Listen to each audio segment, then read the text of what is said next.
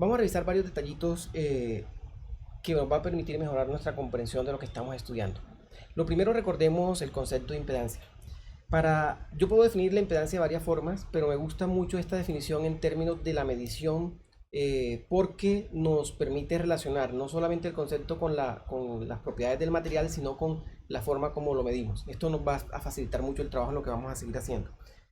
Si yo llego a un material y lo excito con una señal de corriente y mido la diferencia de potencial con la que responde el material, yo puedo obtener un valor de impedancia. Y ese valor de impedancia lo obtengo a partir de las señales con las que excito el material.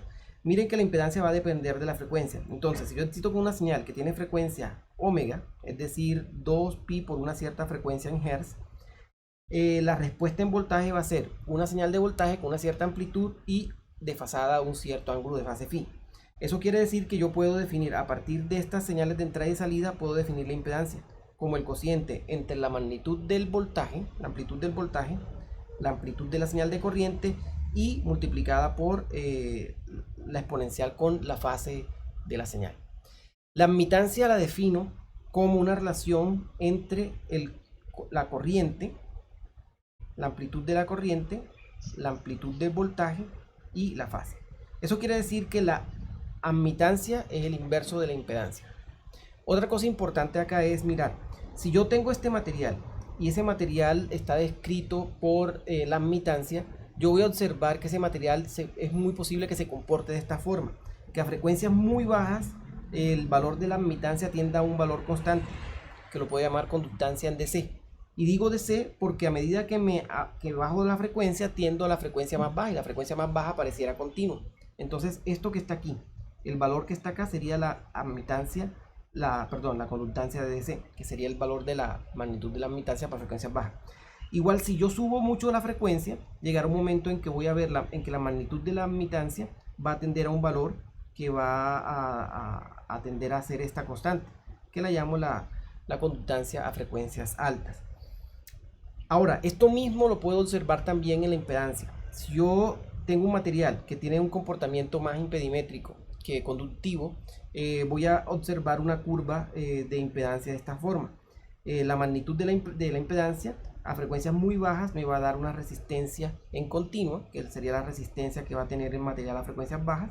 Para frecuencias muy altas voy a tener una resistencia a frecuencias muy altas, la llamo también R infinito.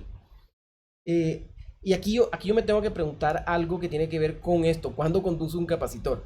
La impedancia del capacitor ya hemos visto que es 1 sobre J omega C.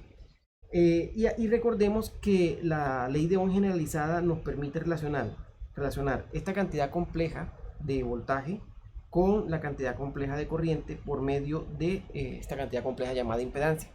Entonces miren que si yo tengo un valor de 0 en un valor que tiende a 0 aquí en la impedancia, para un voltaje constante necesito que la corriente tenga un valor mucho mayor que 0 para que conduzca.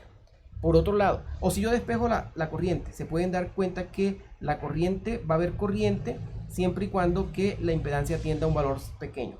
Si la impedancia tiende a un valor grande, no va a fluir corriente por el circuito.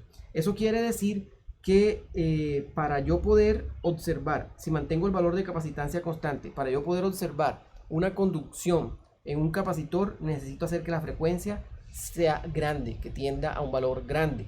Si la frecuencia es grande, ese capacitor va a comportarse como un conductor.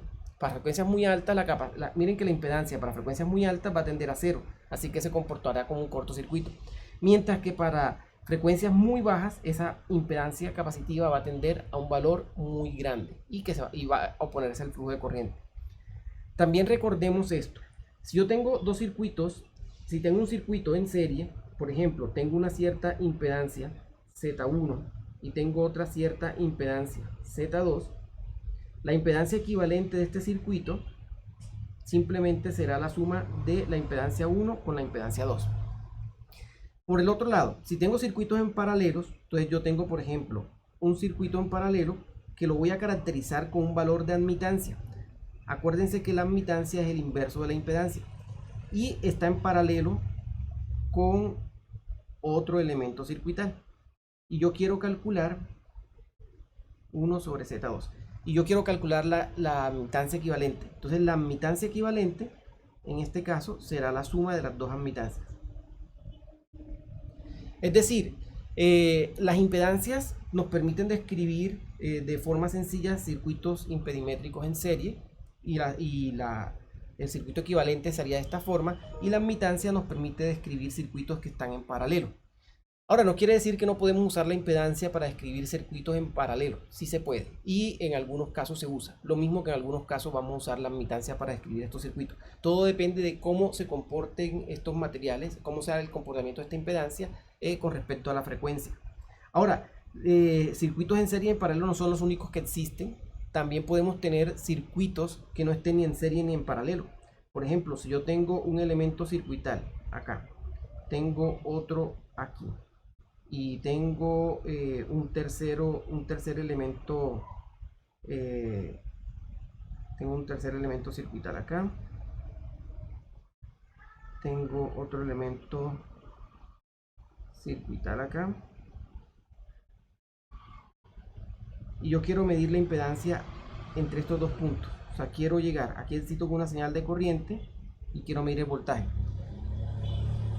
Estos dos están en serie. Estos dos están en serie, pero estos y estos están paralelos. Es decir, en este caso no están todos en serie ni en paralelo. Más aún, podríamos dibujar un caso, por ejemplo este, si tenemos una impedancia acá, otra aquí, otra aquí. En este circuito, como tenemos aquí un elemento común, si nosotros queremos conectar este circuito a un instrumento de medición, no vamos a tener el circuito completamente en serie ni en paralelo. Por ejemplo, si nosotros conectamos esto al instrumento de medición por acá, aquí necesitamos con la señal de corriente y vamos a medir, miren que estas dos resistencias, estas dos impedancias quedaron en paralelo, pero están en serie con esta tercera. Entonces, lo de impedancia en serie y en paralelo hay que usarlo con cuidado, porque no siempre todo está en serie y en paralelo. Podemos usar los conceptos de serie y paralelo para reducir circuitos y entender mejor a los mismos, ¿no?